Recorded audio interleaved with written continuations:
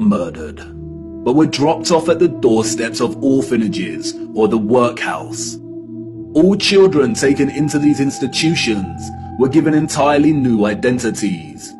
They were provided for with shelter, food, and clothing temporarily, and then sent off to workhouses or another location.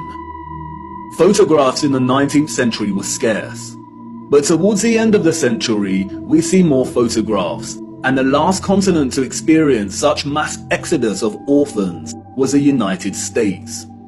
And it is here that we see evidence of the orphan trains.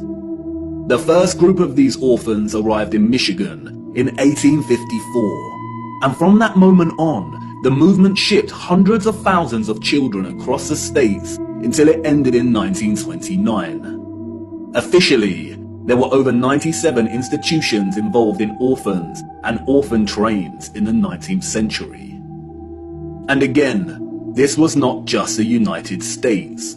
Annie McPherson will go down in history as a woman who scammed more than 100,000 foundlings and shipped them from the United Kingdom to Canada, New Zealand, and South Africa, and even to the outer edges of the earth in Australia, so that they could be sold into child labor. Why do we see so many photographs of orphans in workhouses? Why are they working with machinery created for adult use? Were there not enough adults during this time to carry out this work? And then there is the strange case of the burgeoning American amusement parks at the turn of the 20th century.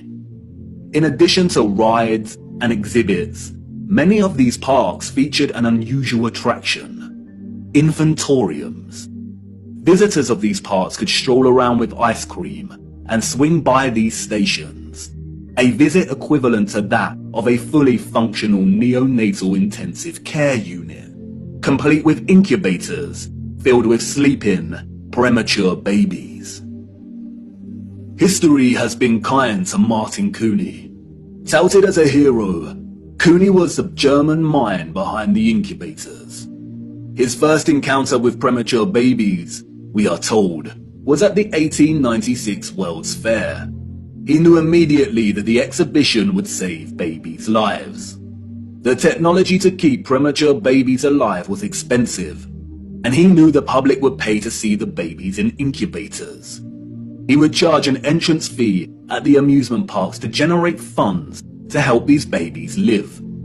Nurses tended to the babies as an enraptured public looked on. Like any other amusement, the premature baby exhibits included carnival barkers